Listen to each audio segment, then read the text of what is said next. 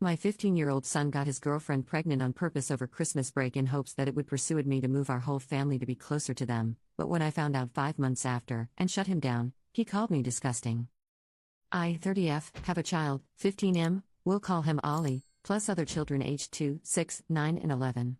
As you can tell by my own age, I was teen parent. I was lucky and we married at 18, still married, healthy relationship, worked our way out of a very dire situation, graduated, started a trade etc., and we are comfortable, stable in all ways. This information is relevant.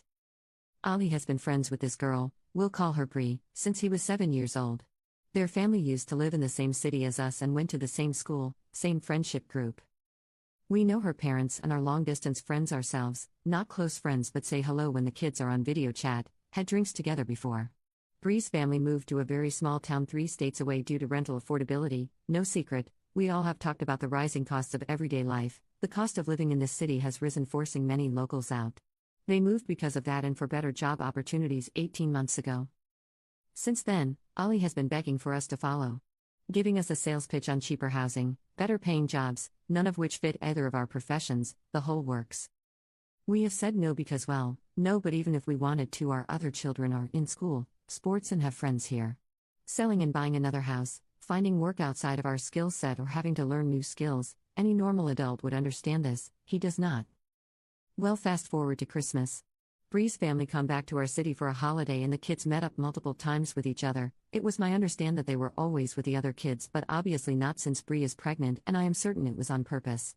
He has access to protection. I don't care for opinions on that. My access was restricted and I had him. He has had intercourse education from me, my husband, school. He knows damn well how babies are made and how not to have one. Ollie now wants me to move to be with her and the baby. It's confirmed. I've talked to her parents, and I said no. I don't feel I need a reason, but he asked. You're 15. We don't have any proof at your child yet. I'm not moving us away from our lives and you aren't going alone until you're 18. We will do a DNA test, then we will look at parenting plans and topped it off with a too bad, too sad. You made your bed, now you have to sleep in it. He took that back to Bree and now all communication between me and her parents has been cut. I'm a terrible person. My comments about the DNA test are disgusting and it's fueling my son's hate for me. He says I am keeping him from the love of his life and future baby, using my own successful relationship as proof it will work out. I actually don't even know if I am right or not. I'm just really upset and feel like my life I worked really hard for has been destroyed. Commenter: nobody going to point out both children are manipulative? Obviously the girl was on board and it sure seems like they both kept it under wraps until it couldn't be aborted. Both children are bad actors here. Update 1. She is due September around the 22nd. So no, there is no option for abortion. I don't think that or adoption ever was. Ollie admitted it was on purpose last night. Apparently, it was Bree's idea first as a joke that turned into a plan together. Bree's parents will only pass messages through my son and I have heard this for myself. I stood outside the door and listened to them tell him tell you mother, insert info below, because I know I will just go off on her about that BS still. They are talking bad about me with my kid. They are appalled I would think that way of Bree when I have known her for more than half her life and do not wish to talk to me. I will not allow him to move out there alone. There are some past issues such as Bree breaking up with him twice in the last 18 months because she found someone that she liked more, her new town, around August and October last year, same boy, and when it ended, she came back to Ollie. Bree is a nice girl but her behavior is toxic and has been since a child.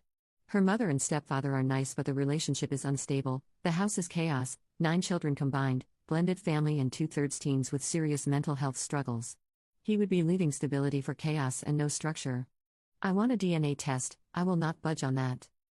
I'm close to cutting his contact totally at this point because they are only empowering him and reinforcing his behavior towards me and his father. His father is a man of few words, which is unhelpful. So far he's backed everything I have said and only really chosen to say you have the intelligence of a pair. Commenter: he's 15. You get to make the decisions and you are doing the right thing. No way can you move your whole family because of this. The responsible thing is to do a DNA and set up a parenting plan. He won't like your decisions, but that's too bad. Sometimes being a good parenting is making decisions our kids hate us for. This is a result of their bad decisions, not yours. Update 2. Things have gone south even further. At this point, husband and I have been blocked on all social media and numbers blocked, but the communication with Ollie has continued. Ali gave us Bree's parents' email address to send an email to, but before using that, I asked him to video chat Bree with me there, and then I could ask Bree to please get her parents so I can talk to them about this and tell her that if they were going to continue to refuse, then I would be blocking all contact to Ali and communication until this is resolved. I told Ali this before the call. At first, he flipped out about it, but it was this or I cut communication completely. I do think he understood that it is not okay that her parents are speaking to me through minors, and he said himself he would like us to talk to each other. Bree joined the call and hung up when she saw I too was there. Ali called back a few times and she didn't answer. She asked via text why I wanted to talk to her, and Ali told her that I wanted to speak to her mother, and if we didn't resolve the communication issue, then all contact would be ended until her parents made contact with us and we make a plan for the next few months, including DNA and then birth arrangements. Said that if the baby is his, we will travel there for the birth and first few weeks after. He told her that I personally think it probably is his baby, but I want to be sure and make sure everything is done right from the start. Well, Bree blocked him with a reply, and he is totally heartbroken, not eating, sitting in his room all day and night, not mad at me surprisingly, very, very sorry for him and to us, sad about it all, and I think regretful. He even asked me if there was a way to undo it for himself. I haven't talked about signing over rights, a male abortion his father called it, because I think he's just upset right now. A mutual friend of Bree and Ollie's here in our hometown showed him a few posts she has made in the last 24 hours. Things like "It's you and me against the world, baby girl," and memes about deadbeat dads. She also announced the pregnancy, which she hadn't done yet, and the post had some single mother facts and quotes. Ollie's friends knew about the situation, and a few were under the impression he had dumped her and the baby going by the post, but when he explained that what had happened, they all rallied for him in the comments. I said not to, and now she's blocked them, and we can't see what she has posted. This is just a nightmare. I have had a plan personally, not set, but something I wanted to talk to her parents about, but I don't even want to waste my time at this point. Ali gave us Bree's parents' email address to send an email to with said plan. Basically, Bree does DNA blood test. We will pay the full $1,500 for it. If it is his baby, we can book flights and plan to be there for the first month. I'll stay too with Ali, maybe even the whole family, and then we can also work on a parenting plan and getting into mediation for a judge to sign off on it. Ali's father and I spilled for the first 7 months of his life, so we have done this before and we know the process. But at this point I think I will just leave it to settle before sending an email. Commenter: reality is about to hit that kid like a fudging train. Update 3. Ali's friend was able to see her Instagram through an old account, different email. I don't use Instagram enough to know what that means, but it meant they weren't blocked when they reactivated. They found the pregnancy announcement post, and if you scrolled across, it showed a digital copy of the scan Bree sent us as a 16-week scan, apparently the first scan she had at the OB. That is dated 0404 and clearly says GA 19 plus 3 weeks, making an August due date, I believe, or very early September. This would not line up with the due date given to us, but does line up with when her parents told me she was pregnant mid-April. They told us we've had the pregnancy confirmed and sent a photo of the printed pic, which the date isn't on there. I actually think it may have been cut off the top. I haven't told Ali this yet because I want to be sure. I am very concerned about his mental health at the moment and taking that into consideration. But unless she gave the wrong period dates and the baby measured only 16 weeks, then it's not possible for it to be our son's. Also added information, her due date from what we know is September 22nd.